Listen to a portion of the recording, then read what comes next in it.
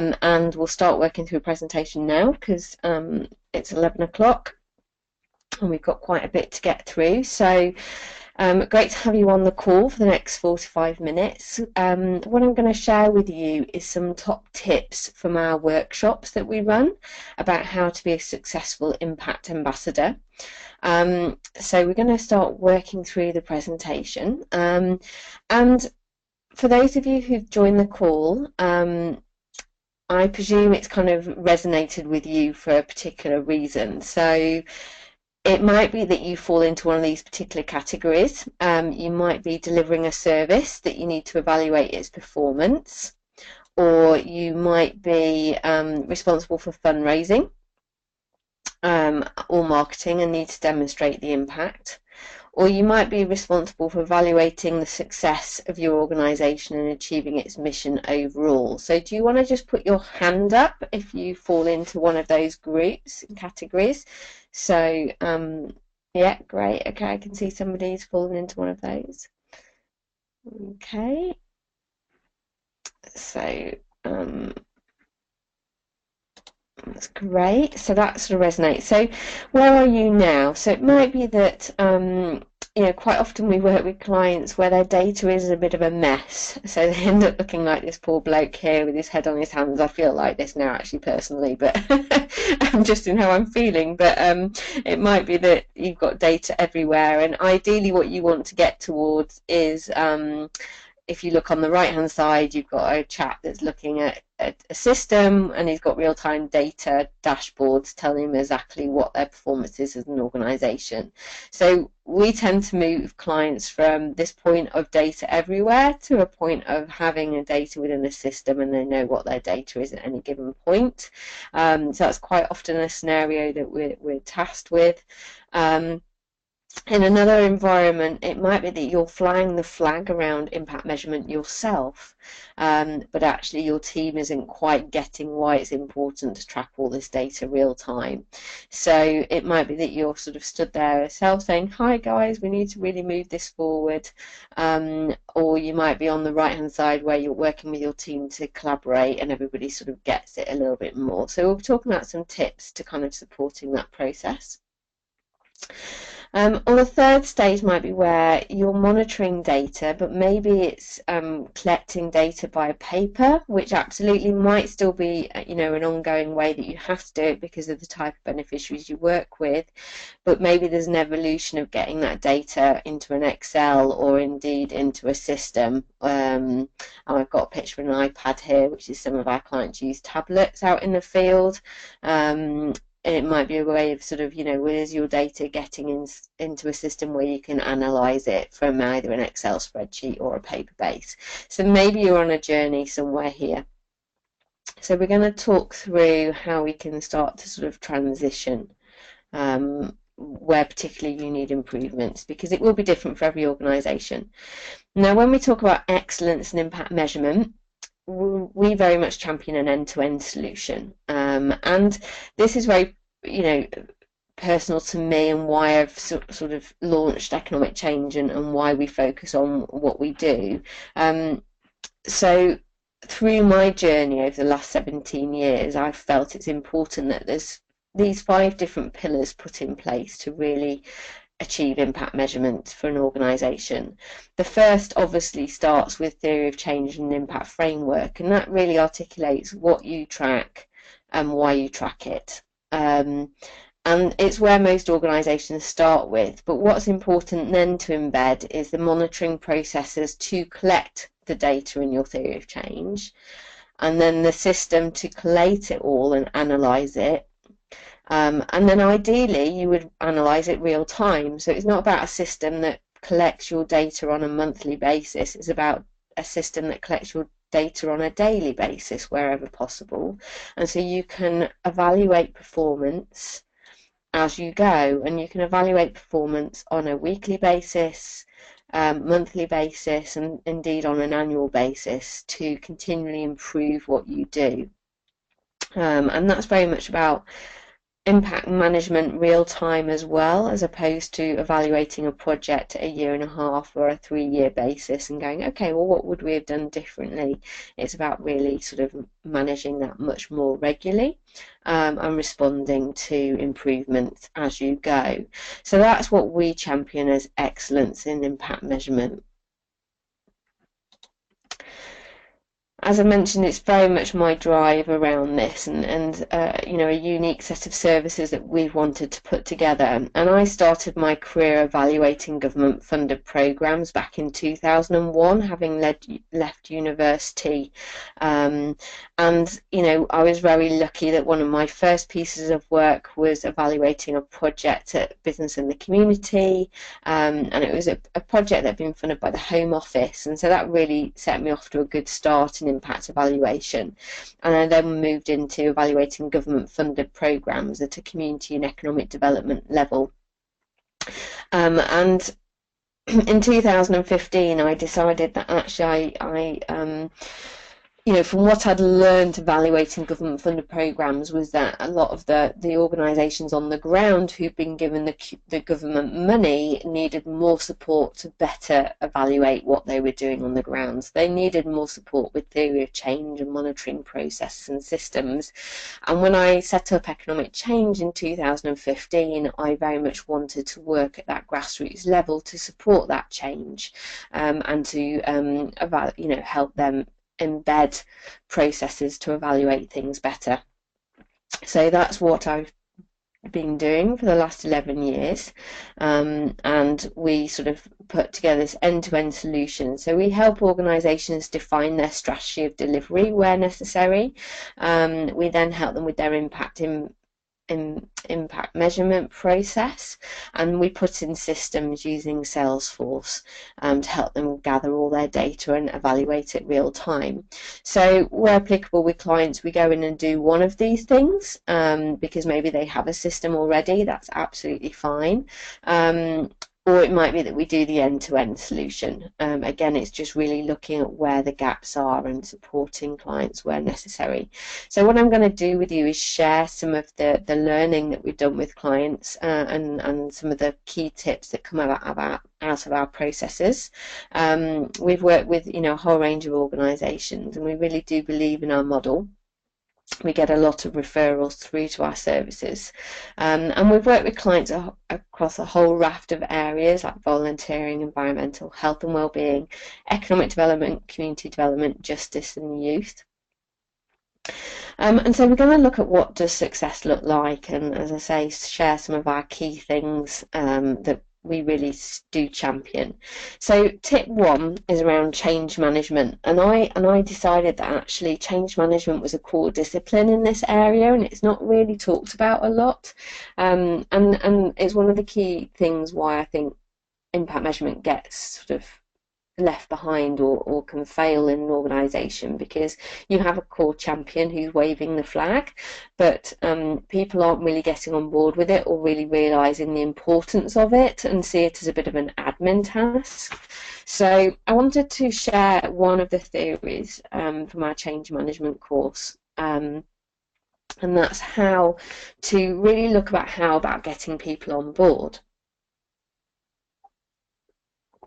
So one of the key things that I would encourage you to do is to map out your individual stakeholders and to really think about who is involved in impact measurement in our organisation, who should be involved, who could be involved, and who, you know, inevitably will be affected by it. And just to really sort of map everybody out in terms of their skills.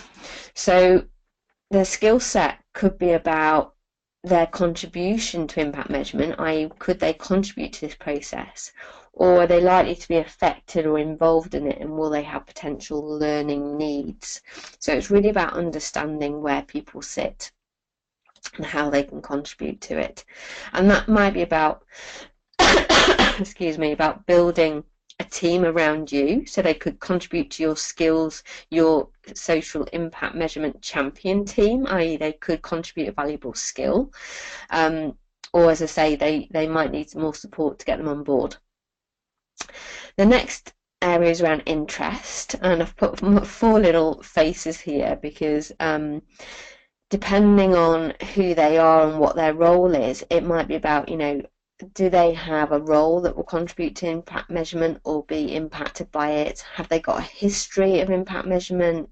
And are they likely to be really happy about getting more involved in impact measurement, or will they find it frustrating and that they see it's an added admin burden as ever did to before?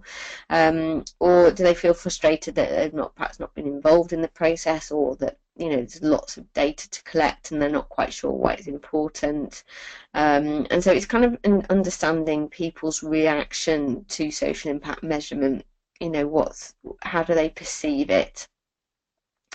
And this could be also based around their personality and their enthusiasm for it. So it's worth just really knuckling down on an individual level and going, okay, well, what's people's skills, interest and personality in impact measurement? What interest might they have in it? How can they contribute? How might I need to support them? And what's their sort of personality around it? So you need to plan a personalised strategy, but also build an ambassador team around you, so you're not the only person waving the flag, and think about complementary skills and complementary personalities that add to it. And we do build on this much more within our change management plan, but it's just a really starting point to think about it much better. This builds out then into thinking about the motivation. So why are people going to get involved in a social impact framework and help make it happen?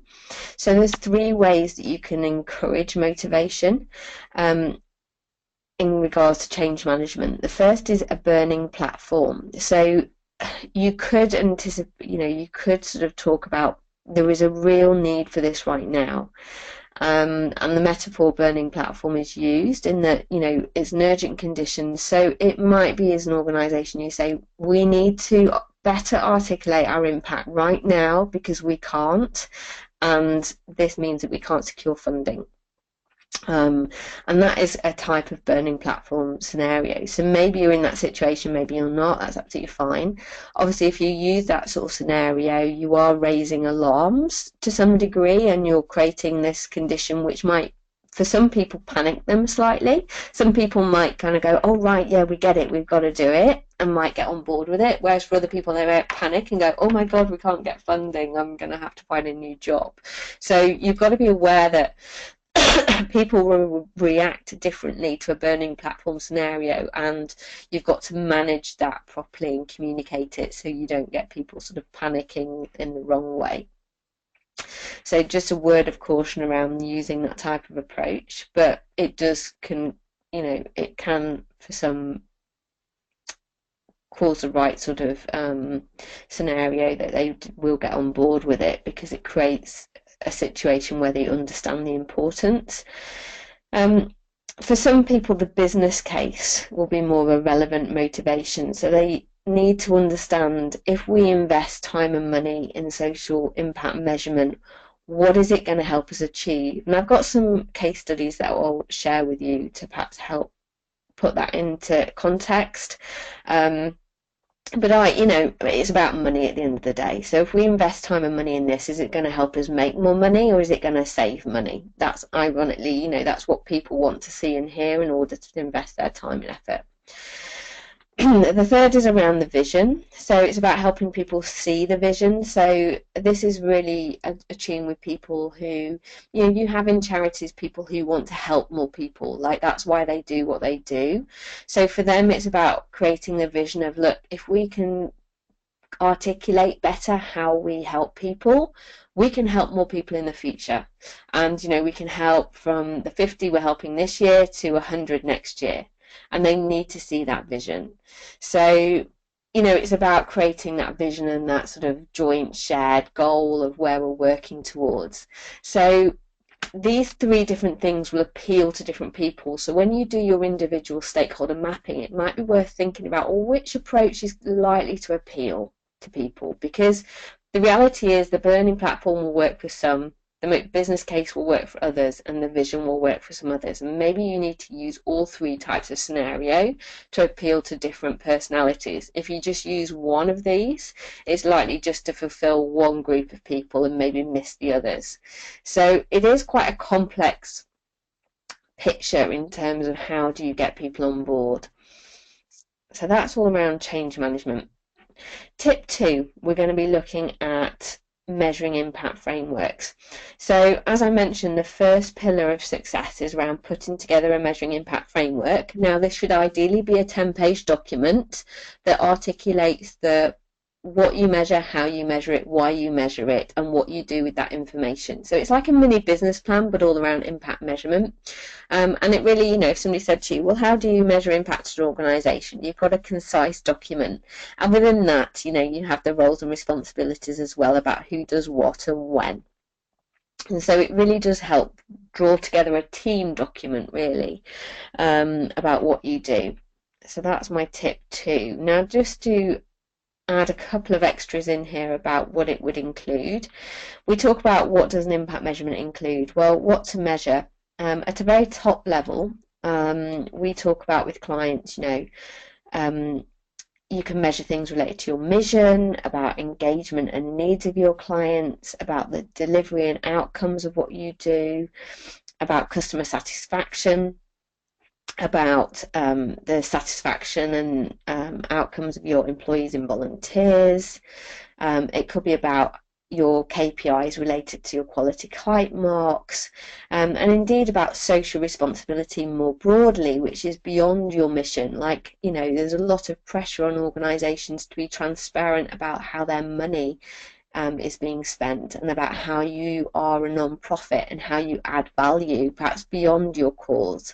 So we very much talk in our workshops much more about, well, what do all of these things mean, and how do we track everything, and what should we include within a theory of change. So this is some food for thought, because it is about, how does your money make a difference, and how do you demonstrate that. So all of these things are things to consider. In terms of mission alignment, picking out one of those things in particular, a lot of non-profit organisations can be motivated initially to measure impact because they've got a funder or a specific project that needs to report on funding. So what you end up getting is impact measurement frameworks or theory of changes that are very specific to a project or a service. And what I champion is let's just stand back for a minute and think about, as an organisation, who are we and what are we setting out to achieve? And let's just revisit that and come up with a theory of change and impact framework as an organisation, and then align all our different projects and services underneath that. And I think about it as a tree, and that you should have a theory of change that's like your trunk, if you like. And off that then shoots off various projects and services. And that what we have is then a common set of indicators that will align with an organisational one. So here, for example, we have an organisation aim, which is to improve health and well-being of vulnerable people in a regional area. Now, this organisation might well have a hospice, a care home, and a foster care, which are all quite distinct services. Now, they all look to tackle health and well-being, but the reality is that the health and well-being indicators within a hospice to a care home or a foster care home will be probably quite different in some areas because of the type of client groups they're working with. Now, what you then encourage at a service level is that you define a set of health and well-being indicators that are specific to that service. But what you would hopefully be able to do is come up with a common set of health and wellbeing indicators that are still relevant maybe to the service level, even if it was one or two, that you can chunk up to an organisation level. Or you can evaluate, well, how well have we done against these distinct health and wellbeing indicators, and overall can we say that we've improved health and wellbeing of all these candidates at a point of 80%. So maybe the organisation could say, well, this year 80% of our beneficiaries reported health, an improvement in health and well-being. So at an organisational level you can report on that, but if you dug down into the detail, you'd be able to see that the health and well-being indicators for the hospice are obviously different to those in the other services.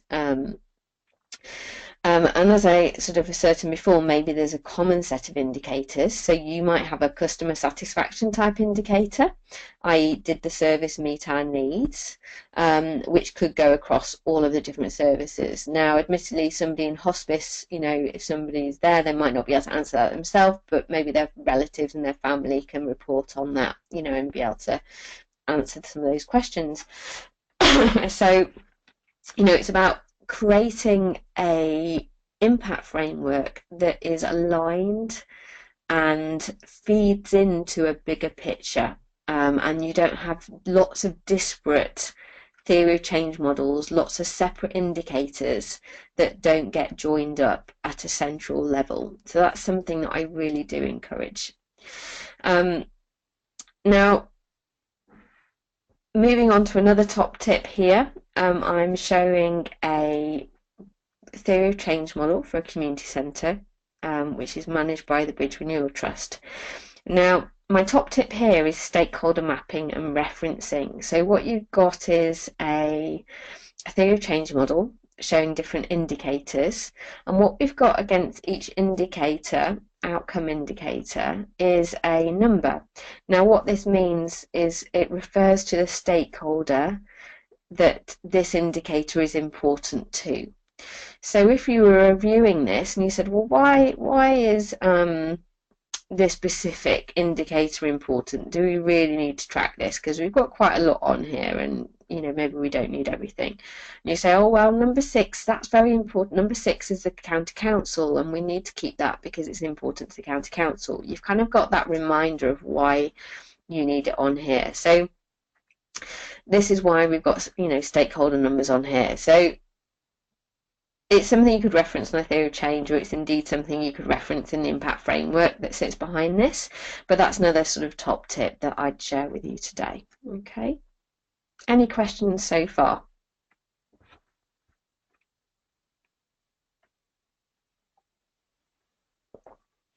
You want to put them in the question box, we can. I can answer any as we go through. So nothing so far. That's great. Obviously, all absorbing it. So with the Bridge Renewal Trust, we work with them on this theory of change and indeed an impact measurement framework. And what we did for them, and it's sort of, what I'm encouraging as an approach here, is that we went out and researched for them all their different stakeholders and what was important to their different stakeholders. They indeed did some of that research themselves, and we supported some of that research. And that ranged from, what was important to funders, what was important to their local community, what is important in best practice reports that were out there about managing community centres, what was important to their volunteers. And they undertook, for example, a resident survey where they had 600 residents feedback about what activities and what they should do to improve this community centre. And that's really powerful to show buy-in and what's valuable to them. And we also looked at a social return on investment framework for them and help them define their monitoring processes and systems. Now, as a result of putting together all of this, they successfully secured a contract with their local authority to continue managing Chestnuts Community Centre. That was the goal of this piece of work, was to sustain a relationship, because the local authority, basically when they took on, they were given an initial interim lease because nobody used the centre. It was very underused, very run down, and so what they needed to do was to attract more partners, attract more residents, and encourage more people to use it and to diversify it and to encourage more investment in it to make sure that it was used. And that's now all happening, which is great. Sorry, my throat is holding up at the moment. So tip 3, we're talking about how you collect data. Now, as I've talked about, it's all about getting data into a monitoring system as best practice. Now, there's different ways you can capture data and get it in the system, and that's really down to how you work as an organisation. You might have online surveys where people can fill in an online form, and the best practice is that if they fill in the online form, the data would go straight into your system. Now, this could be an application form, it could be a diagnostic form, it could be a feedback form, any kind of form that might suit somebody who can either fill in the form on their phone or on their laptop or on a tablet. That's what we'd encourage, is trying and get it so they immediately put the data into your system for you. Indeed, we've worked with clients where they might be out and about in a youth centre, but they don't have Wi-Fi access. So you can actually have online forms that are also offline forms, in that you can fill in the form whilst you're offline, but when you come online, it syncs. So that's another way of managing that process. You can get online forms, if you like, and do that. Or indeed, you could give delegated access to some of your stakeholders, in that they can access the system and only perhaps see data they need to see, or indeed only put in data into the system they need to see. So you could provide a level of CRM access to it and get different level of user licenses for that. Or you might use the SMS text messaging, and that data goes straight into your system. Or we use tablets, as we talked about, i.e. access to apps, and that data comes in to your system. Or I'm a big fan of live chat these days. Like if you're dealing with people through live chat, you can get that data straight into your system as well, and monitor the conversations you're having on more of a qualitative basis. And also social media is becoming more of a way to communicate with people, and maybe you need to track that data. So again, it's important to think about how you're gathering data and whether there's ways of using digital tools and methods to make sure that that data is immediately transitioned into your system. So that's another top tip to share with you. In terms of why use a system, well, I'm very much of the view that we are talking about client relationship management systems here. We are talking about a system that your team use every day to track what's happening with Joe, for example. So it's about a 360-degree view of Joe. And what do I mean by that? So I'm just going to click on here. So it's about communications. It's about what phone calls happen, what emails happened, what meetings happened. It's about tracking all the communication. It's about being able to see all their baseline assessments and distance travel tools, and about tracking what happened and what the changes have been. It's about tracking any support, i.e., those phone calls or emails, but indeed one-to-one calls, meetings you might have had with them, or mentoring support you might have had, or any support delivered by volunteers. It's about seeing the outcomes they've had. It's about indeed seeing any feedback or complaints that this person has logged, or any issues or risks that might be associated with this person. It might be about where they've been referred in from, as well as where you've referred them to. And indeed, it might be about any financial history you've got with this person. So it might be that they pay for their services on a one-to-one basis, and you need to track their financial reporting around that. And so we very much encourage and support clients to achieve this 360-degree view with their stakeholders. It's no longer about having disparate systems.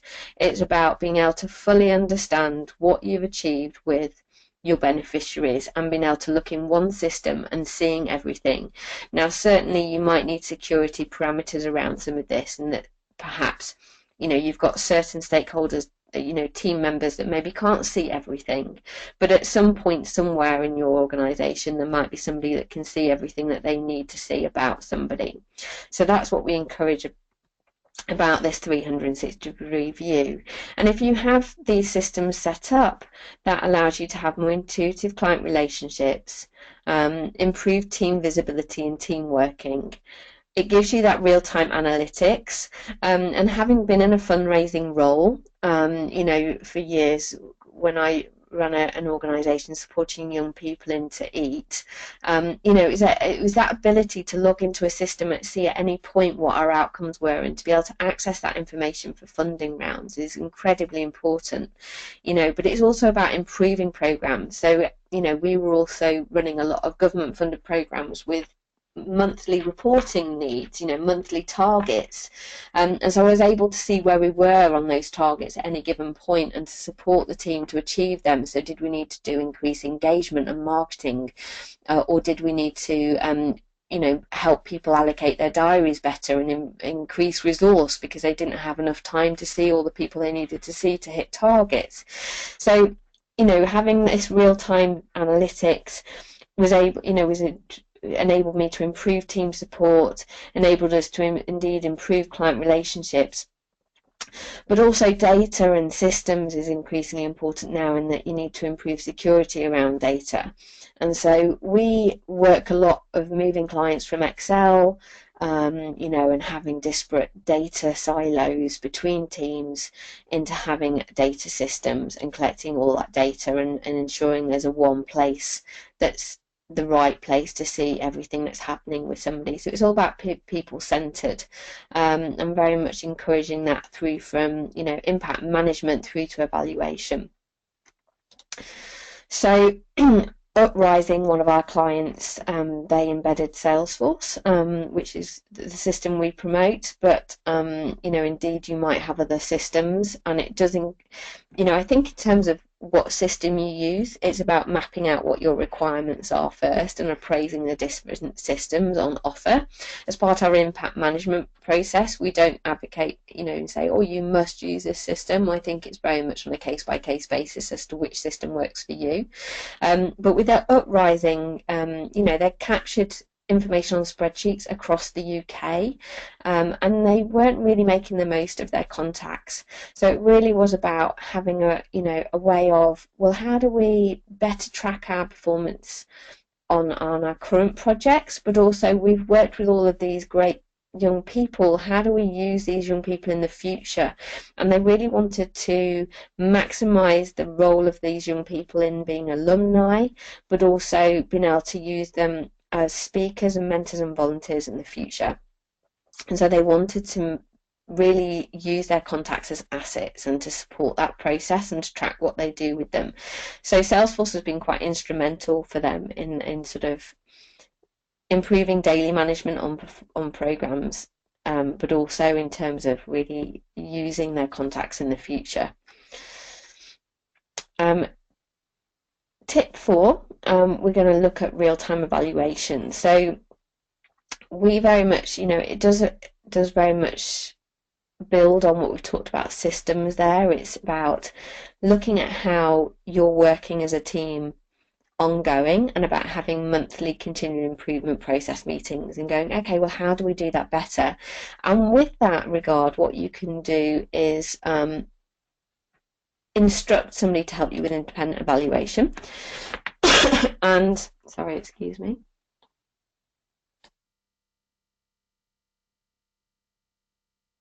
Having an external evaluator can really add credibility to your organisation, your projects, because it means that somebody's coming in and is sort of supporting that process, and that you're just not making it up as all, oh, everything's running really well and nice and smoothly. And it doesn't have to cost a lot, because what you can do is have somebody there as your external auditor, and sit in on your continual improvement process to really just validate that actually, you know, it is happening as you said it is meant to happen. So there's 4 steps here around real-time evaluation. One is the project setup, where you can engage an external evaluator, and they support this process where you define the theory of change and define the monitoring processes, and you do that as a team exercise, and then you define the evaluation process. You can then set up a stakeholder representation process where you involve stakeholders in being part of a steering group, and that you set up a structured feedback process. So, for example, if you have a steering group with, for example, 2 volunteers on it who represent volunteers, those volunteers shouldn't just be representing their own views. They should have they should be representing views of your volunteers, where they you might have 40 volunteers. What you want to do is have a feedback process which gathers the feedback of those 40 volunteers, that's analysed, and then the volunteers on the steering group represent those findings. So it's really holistic and representative.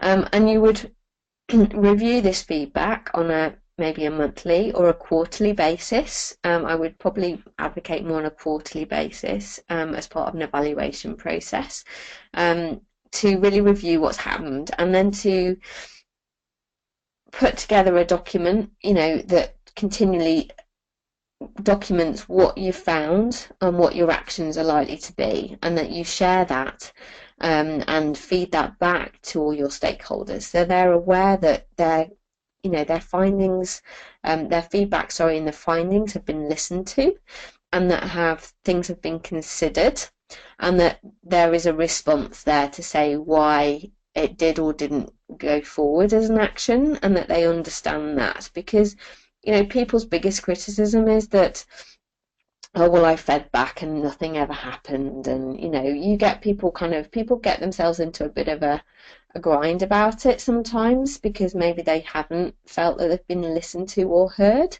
So it might be that you can't act on everything, or indeed take on board all of the suggestions, but if you've shown that you've taken that on board and listened, and there's documentation and feedback, then it allows for that to be really transparent, and an external evaluator add weights to that, so then it doesn't land and say, oh well, that they didn't listen to me internally and the support staff. An external evaluator can add a little bit of weight and a little bit of external perspective on it. And also we find as external evaluators ourselves that we sort of add value and contribution from other projects we've been involved in. So it really does help support, best practice.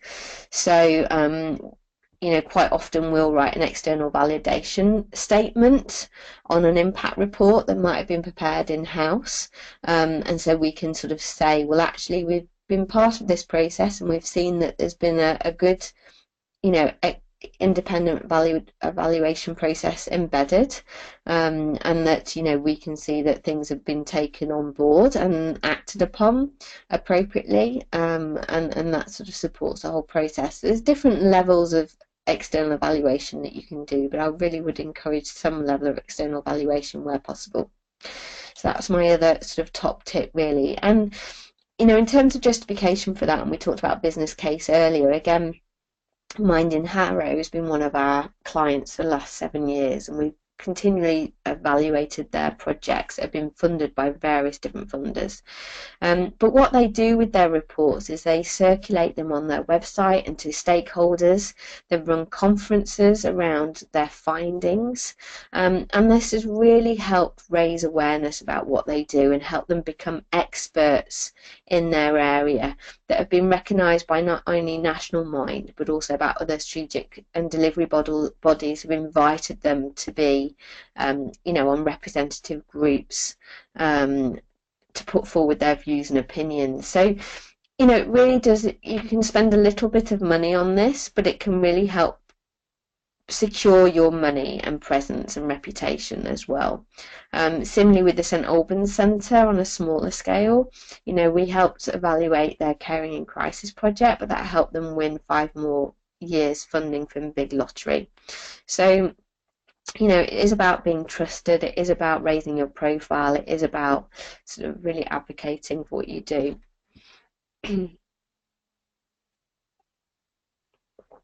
So in terms of return on investment, obviously we've talked about that. I think for me it's around trust and confidence, and I think it can really internally help you assess the quality of your impact, help you evaluate performance, and help give you confidence that you're making the impact that you set out to do. I think externally, this can help you secure funding for your contracts, it can help you increase reputation and profile, and it can help you develop trust with your stakeholders. So all in all, it can have really good dividends for you internally and externally, which might be cash in hand, but also might be a little bit more intangible in terms of financial reward, because maybe it just has that impact that you can't necessarily put a pure financial value on. So what do you need to get there? Now, there's lots of different skills involved in impact measurement, and sometimes you can be sort of, this can be an add-on to your normal job. You haven't got a degree in impact measurement, it's kind of something else that you've been tasked with. So there's lots of things that we've talked about, from how do we define our indicators to get team buy-in, how do we define monitoring processes, how do we get the right system on board, how do we then do the analysis, application, apply it all and report on it all. There's quite a lot to take on board. So there's quite a lot to do, and I think the reality is, after 16 years of doing it, we've realised it's quite a blend of skills to succeed, which is why, sometimes it can feel a little overwhelming for some people. For some, you might just need a checklist and you need to get started with it, whereas for others it can be just an assurance that you are on the right track and you're getting there. So all of you might feel one of these ways right now in terms of how you're doing. In terms of getting there, you might well crack on doing it by yourself. Maybe today's giving you some ideas and thoughts, and that's great. For some of you, you might need some more guidance and support, and that's why we set up the Impact Ambassador Programme. And we feel like we've offered something quite unique in the marketplace, in that for years we've been offering our Impact Measurement Framework workshop, which is our 10-step process to impact measurement, developing an impact measurement framework. But also what we're now realizing is the end-to-end is about change management and systems as much as it is the other, and we wanted to add our other 2 workshops in there. So we have now a 3-series workshop which is online. We're going to do live webinars on the 2nd of March, but also we'll be launching them as purely online workshops so people can access them at any point. And within that, we offer the step-by-step guidance, checklist, and online e-learning portal, as well as a peer network.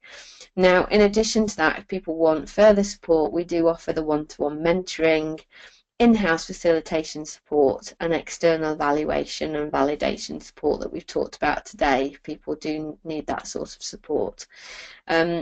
So just to recap really here, the Impact Ambassador Programme is about 3 integrated workshops around measuring your impact, about putting in effective monitoring tools and systems, and about putting in a good change management strategy. We've supported over 470 people with our step-by-step process over the last 7 years. And they cover these things really. The Impact Management Masterclass is around defining your aims and objectives, so your outputs and your outcomes. It's about stakeholder mapping and engagement, and it's about really developing that theory of change model or logic model that takes it one step further. And we touch around approaching monitoring and evaluation, and how to apply and communicate your impact. So we really do take you through those goals with a view to helping you develop your impact framework.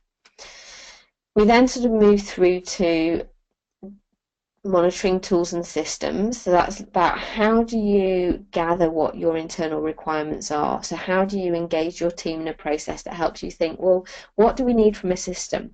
What would it do for us? What are the right monitoring processes to adopt? And for you to facilitate those conversations in-house and to put together a document that allows you to appraise the right system for you.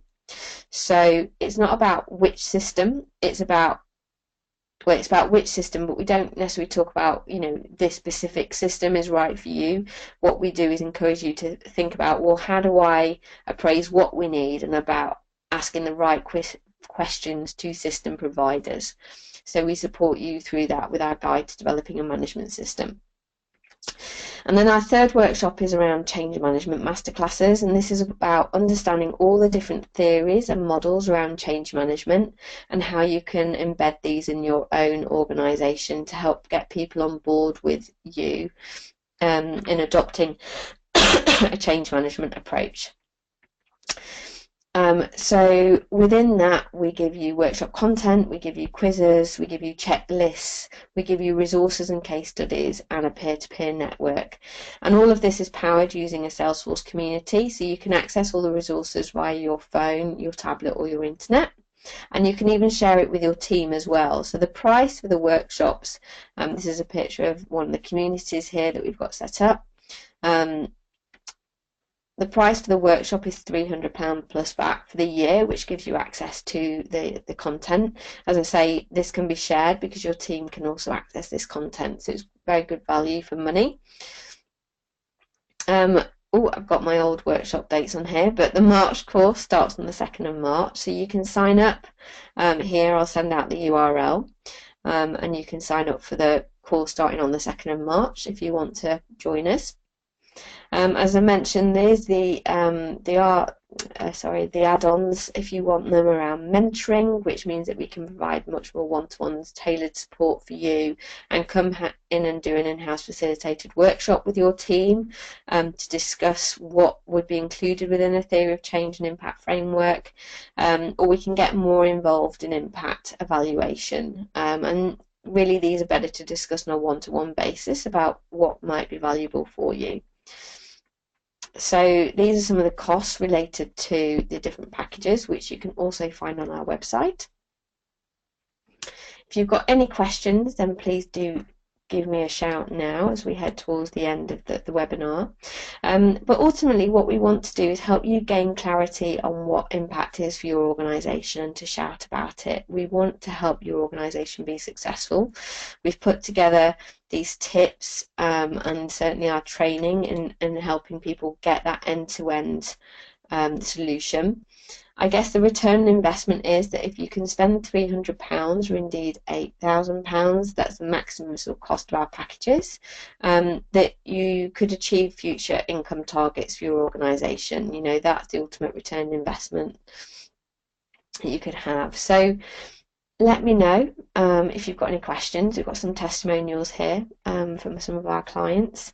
Please do fire away. I'm happy to unmute you if you want to talk and speak to me directly. So I'll unmute all now.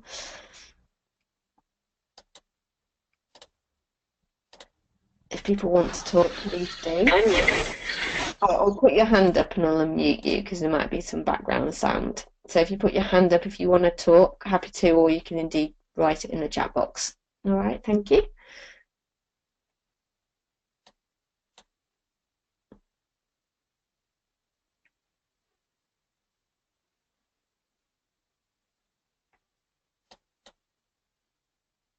Okay, no burning questions as yet, so I take that as good. There's no questions.